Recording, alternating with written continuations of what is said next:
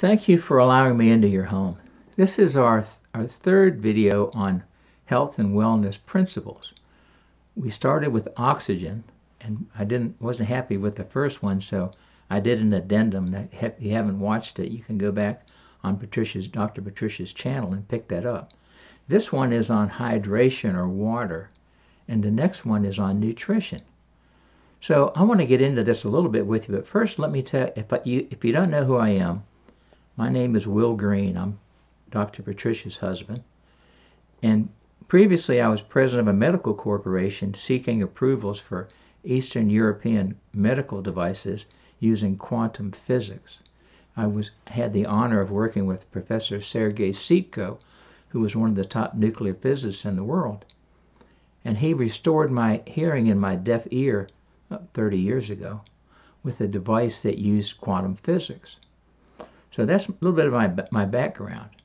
We're going to be talking about water, and water is probably the second most important thing in our wellness protocol.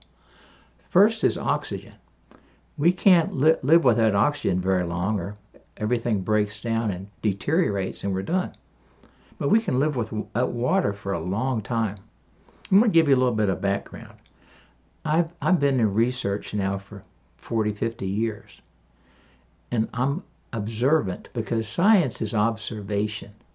And there were these two young Irishmen over in Ireland that were arrested by the British government, and they went on a hunger strike. And they were young, strapping, healthy young men, and they went on a hunger strike with no food and no water.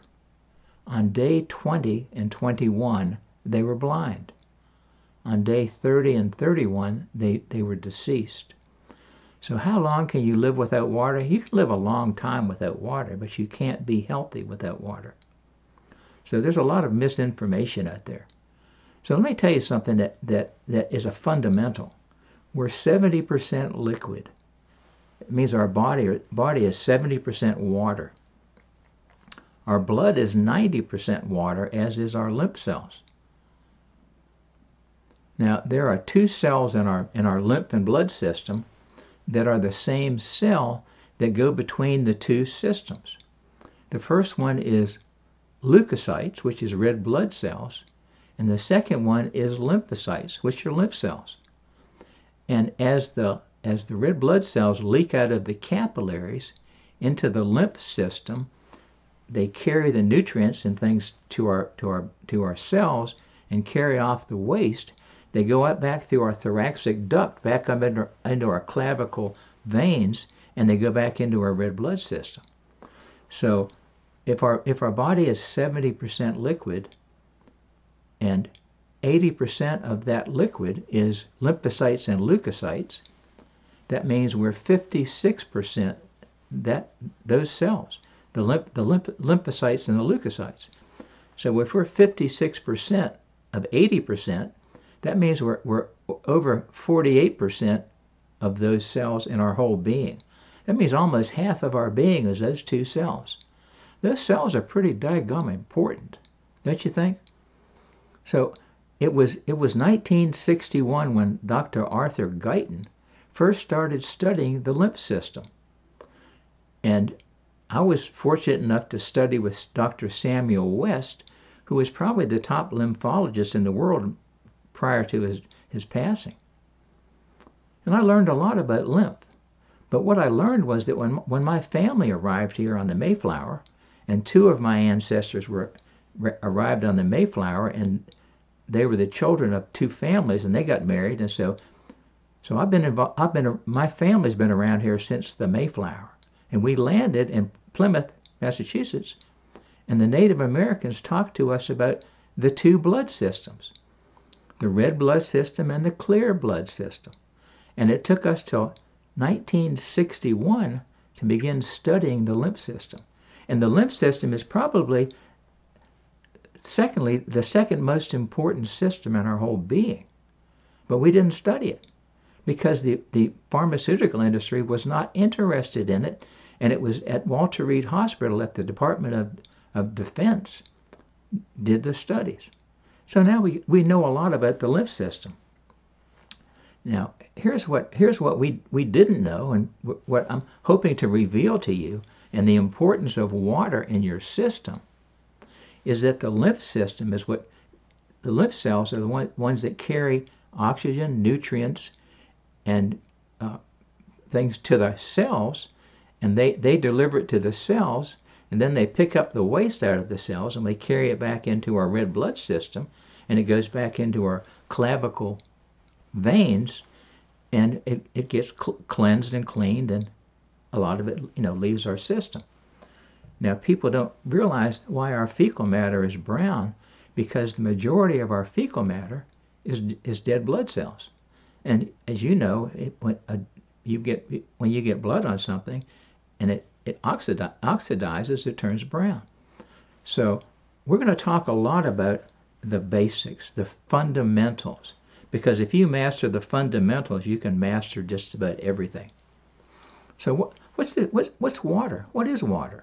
Water is a molecule that is made up of 2 atoms of hydrogen and 1 atom of oxygen. And so we put water in our body, and we assimilate it, we digest it, we take it in to use it, and our body breaks it down into hydrogen and oxygen. Now, we talked a little bit on the last video about ozone, and ozone is 3 atoms of oxygen instead of 2. So it's 3 atoms of hydrogen and 1 atom of oxygen. So it's O3, not O2. So our body separates everything that we put in it and uses it in its finite single cell use. So seawater, for example, we think about seawater being water, but seawater is actually 96.5% water, and everything else is the stuff that's in the water. The chemical formula for H2O, as I just said, is two elements of hydrogen and 1 element of oxygen. So the oxygen molecule is actually 3 atoms. The two hydrogen atoms are attached to 1 oxygen atom, which makes a water molecule. A single drop of water can contain billions of molecules. Substances easily dissolve or mix with liquid water, which is why water sustains life. We think about, water as a solvent, and water has a certain density, a certain adhesion in its liquid state, but it changes as it gets colder. And the colder it gets, the further the molecules separate. There's billions of atoms in a water molecule, and so as the molecules separate and they get further apart and become less dense, they get lighter. And as they get lighter, guess what happens? Well, you know what happens with ice. You know the story of the iceberg. 1/4 of it's above the water level and 3/4 of it's underwater. Well, why is it on the top of the water? Because it's not as dense as liquid water, and so it floats. Basically, water is tasteless and colorless, pure water. So what is pure water? Well, pure water is pure water. And how do you get pure water? Well, chemists can take oxygen and hydrogen and put it together and create water. And it doesn't have anything in it. Now, for a lot of years, for 40 plus years, all that I've put in my body is purified or distilled water. Well, people say, well, you can't do that because where do you get your minerals from? Well, a friend of mine got his PhD and became the top scientist at a well-known company in Massachusetts, and he sent me a copy of his thesis for his doctorate, and I got something from it. What I got from it is that the molecular structure of an item like iron or copper or whatever, it's the same whether it's a rock or whether it's a plant. So iron can have two structures. Iron can be rock or iron can be plant. Well, we can't assimilate rock because rock can't elongate and fit into our cells. So what happens to the rock minerals in our body? Well, you've heard of arthritis. Well, my mother, when she was in her 80s, she came to me and she had her hands all twisted up. And she had this, what they had diagnosed her with. And I said, Mom, let's get rid of that. So I got my mom drinking distilled water at 80, and within 2 weeks her hands were back to normal. And what happened? Well, all the rock minerals like the calcium and the iron and things were lodged in her joints and made her joints stiff. So when she drank the distilled water, because water is a solvent, it flushed those things out of her joints. And so at 80, all of a sudden, she had her mobility back. Well, I had lots of clients that came into my office when I was in practice. And I had one lady who was interesting. Her husband carried her into the office. And she had a severe case of locked up joints. That's what I'll call them, locked up joints. So I got him to go to the store and buy distilled water. A week later, she came back to my office and she walked in. Well, if you know anybody that's got joints that are stuck and bulging and don't work really well, the secret is to flush out the rock minerals out of those joints. Well, I mean, I've had medical doctors threaten to sue me for putting this stuff out because they don't understand it at all. And hey, listen, I'm not the brightest light in the tunnel, but I've got years and years of experience. And I've worked with some of the greatest minds on the planet. And so here's what I know. If you take a mineral and you put it in a plant form, which is technically it says it's a chelated mineral. It's been chelated by the plant. The plant has assimilated the rock, and they turn the rock into plant mineral. And you take that mineral and you want to squeeze it in a little opening in a cell. It can elongate and squeeze into the cell. A rock can't do that. It gets stuck in the tissue. So Hippocrates wrote that people that drank cistern water were healthy. People that drank groundwater were unhealthy. What was cistern water? Well, cistern water was rainwater. Now, you can't drink it today because mankind has polluted our atmosphere so badly.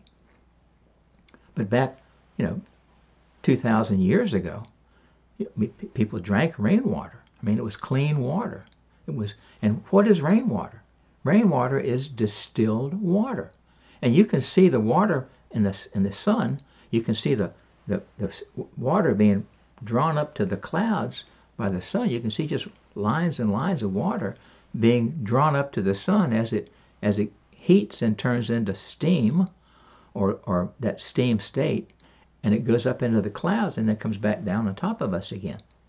Well, the secret of my health, and listen, I can't wait to be 80. I mean, I'm so excited about turning 80. I've still got a year and a half, a little less than a year and a half to go. But man, I can't wait to be 80 because, Moses got started when he was 80. If it's good enough for Moses, it's good enough for me. But I want to be as healthy as a 40-year-old when I'm 80. So how am I going to stay healthy? Well, I have to keep myself pretty much cleaned out. Now, the next video is going to be on nutrition, but I'm going to give you a couple excerpts from that. Our liver has to process fructose. Refined sugar is sucrose and fructose. Our liver can't process fructose. So I don't eat refined sugar. I don't put it in my system. I certainly don't eat high fructose corn syrup because I want to keep my liver clean, because my liver's got a lot of work to do. And, when people that know me know that 50 years ago I was a drunk, drinking 2 fists of liquor every day. And my liver took a beating. Well, it's had 50 years to regenerate and clean up. The liver is the only thing in the body that can regrow. If 90% of our liver is shot, we can regrow it. We can regrow the other 90% and get it back. Well, that's pretty exciting. So what we put in our body determines how our body works. Well, if we put something in our body that allows it to work properly, then that's a great thing. But if we don't, then we have to pay the consequences. So what are the unique properties of water? Number one, water is polar. Water is an excellent solvent, has high heat capacity. Water has high heat of vaporization, being vaporized, turning into steam. Water has cohesive and adhesive properties, and water is less dense as a solid than a liquid. At room temperature, water is viscose, it's liquid. So, and room temperature is probably the healthiest water that we can ingest. Now, personally, I like cold water. The cold water drops right to the bottom of our stomach and goes right back right into our intestine, where warm water stays in our system a little bit longer. Water's extensive capability to dissolve a variety of molecules has earned it the designation of the universal solvent. Well, water is a cleaning agent. Well, one of the things that I do, and I'm not connected to any of the businesses or companies I'm talking to you about, because if I were, I would be practicing medicine without a license. But years ago, when I was a boy, when I was 13, I had yellow jaundice. And once you've had yellow jaundice, uric acid builds up in your tissue.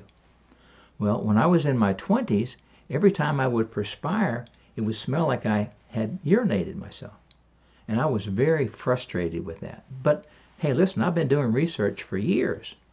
And I heard about a product on the West Coast that was developed for Arabian horses. And the product was called BioWater. And if you go to biowater.com, you can find the product. And you put 1 ounce of this product in a gallon of distilled water, and it makes the water wetter. Well, what makes water wetter? Well, you have to relax the surface tension of the water molecule.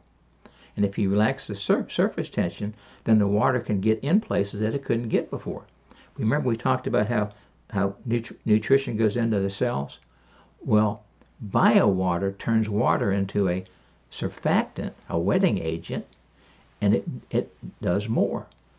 So I got a hold of some of this stuff and I started drinking it, and I was drinking it all day long. I was drinking it by the gallons. And the company got furious with me. They said, "You can't do that." Well, I did that. And with just a short period of time, all the uric acid was flushed out of my body. And when I perspired, I smelled like a guy. I didn't smell like a baby that was urinating.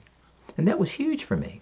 Well, even today, every morning when I take my nutrition, which we're going to talk about next video, I take it with a glass of BioWater, and I make it up by a gallon. I keep a gallon jug in the refrigerator, and I start my day with 18 ounces of BioWater, and I use it to take my nutrition because it makes my nutrition assimilate or get into my cells more easily and faster. So just a tip. But getting back to water, dehydration is the biggest problem I have with the elderly. Now I've got clients in their 90s, and my goal is to get them youthful again. And what is the problem that they have? Well, number one, I have to teach them how to breathe, and you really need to understand that. This is the very base foundation of this whole teaching. You have to completely empty your lungs so they're completely empty so they can completely fill. So you're transferring that space. You're taking that space in your lungs. Those little alveoli in there, they want to take the oxygen out of the air and transfer it into the bloodstream.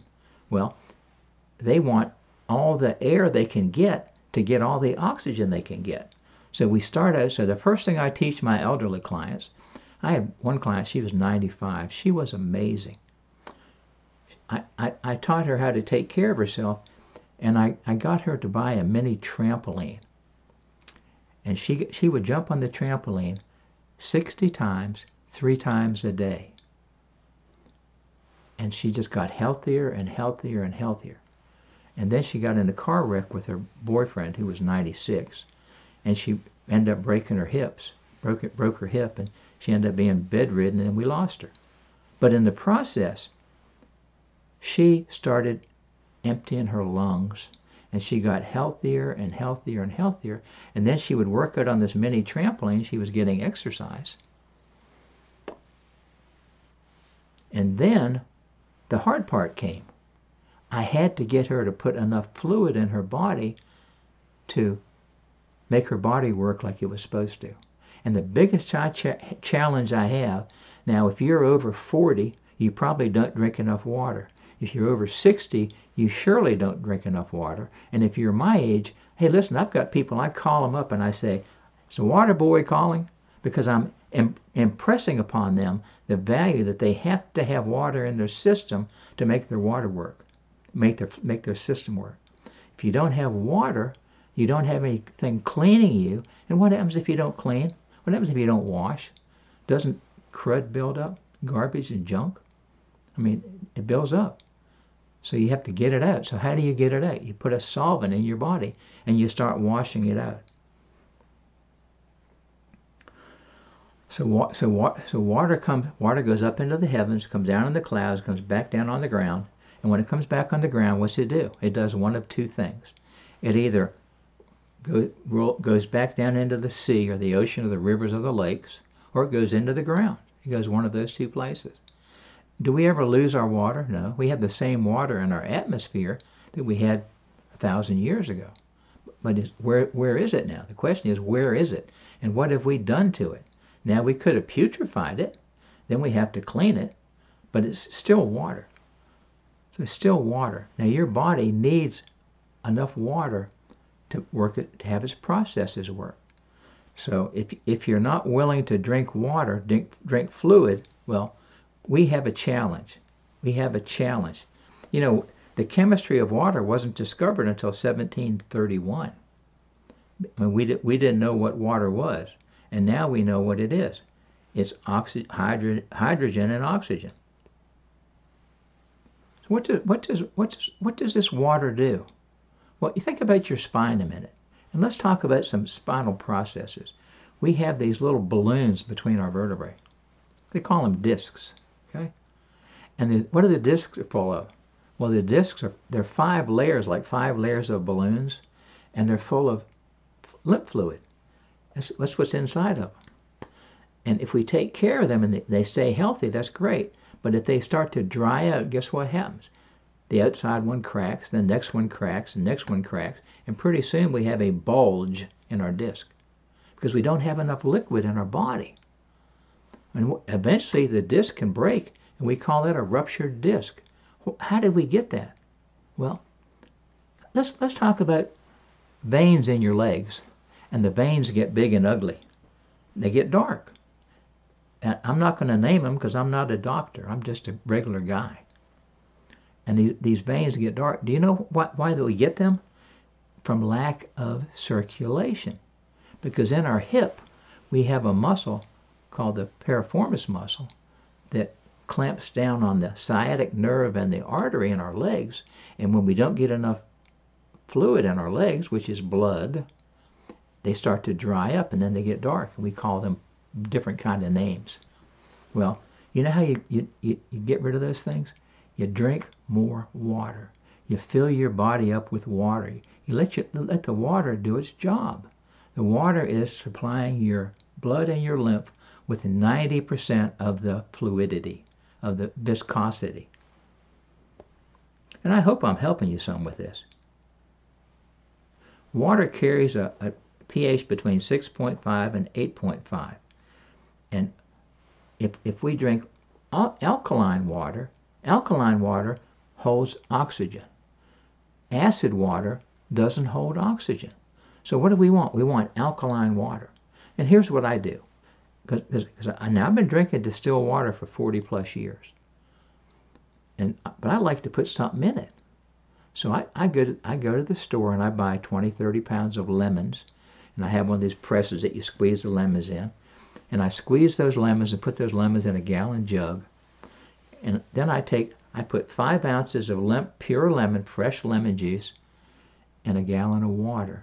And I add 70 drops of liquid stevia. And I get my stevia from Vitacost. Now, I don't have anything to do with any of these products. I don't sell lemons. I buy lemons at the grocery store, and I buy my new nutritionals stevia from Vitacost as a liquid, and I put 70 drops of liquid in my gallon of water, and my gallon of water makes 7 mugs. The size mugs I use make 7 mugs of lemon water. Now, why lemon water? Because lemon water is acid, but when it goes into your system, it turns alkaline. It gets broken down and turns alkaline, and so your body holds more oxygen. What's the most important thing? Oxygen. What's the next most important thing? Water. And if you don't have those two, there's a scripture which says, and I'm going to forget it now, and I'm just going to drop it. The deer panteth after the water brook. David said, the deer panteth after the water brook. Now, it actually says the heart, and the King James, the heart panteth after the water brook. Why does the heart, which is a mature 5-year-old deer, pant after the water brook? Because if it doesn't get to the water, it's going to die. It has to get to the water if it wants to live. Well, we're the same way. If we learn that we have to get to the water, we start getting to the water when we have more life. Now, the word water is really interesting because it came from a Dutch word, a Saxon word, the root word. The root word of water is wet. Water is wet. What makes it wet? It's fluid. It's got a certain amount of adhesive properties, but it doesn't stick together. So it's wet. And what makes it wet? Because it's fluid, and that's why it's wet. So I hope I don't miss anything, because I really want you to get this. H2O is it a single or a double bond? The water oxygen is singly bonded to 2 hydrogen atoms. Why is the water blue in the ocean? Oh, that's really interesting. Do you know why we have blue oceans? Because the water absorbs colors in the red part of the light spectrum. Like a filter, this leaves behind colors in the blue part of the light spectrum for us to see. The ocean may also take on green, red, or other hues of light as it bounces off floating sediments in the water. Now, I had forgotten about that. But I've got like 11 pages of information here, and I really want to get it to you because I'm sure I'm not covering it well, because my wife is really good at reading stuff and putting it on. I'm not. I just have to talk to you, and I hope I get the bullet points. So we are, and I got something wrong already. We are 51.6% leukocytes and lymphocytes. This is over half our body. No wonder our blood is so important. What do the scriptures say about our blood? For the life of the flesh is in the blood, and I have given it to you upon the altar to make an atonement for your souls, for it is the blood that maketh an atonement for the soul. Interestingly, when I originally started writing this, it was in Yom Kippur, which is the holiest day of the Jewish year, which is the Day of Atonement. And here I got to as the deer panteth after the water, as the heart panteth after the water brooks, so panteth my soul after thee, O God. So we have to have water. We have to have air. If we don't have water and we don't have air, we don't have life. Hydration is health. If you don't want to be all prune-faced and all dried up with full of wrinkles, what do you do? I've got my share of wrinkles. But what's interesting is my mother, who I took after my mother, she had that papery skin where she was all wrinkles, and she wouldn't drink enough water. I couldn't get her to drink enough water.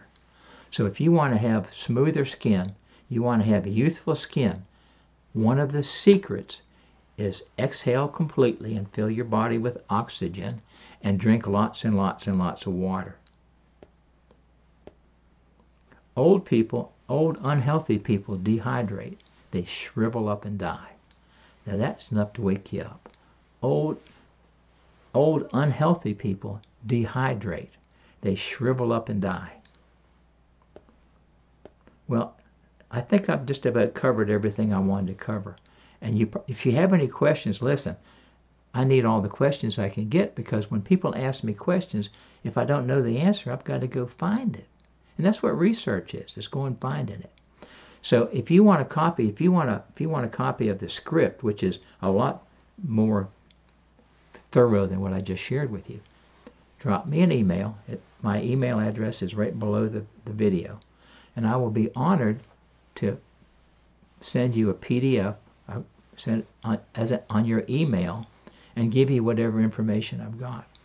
So now we've talked about oxygen, we've talked about water, and the next week, a week from this week, we're going to start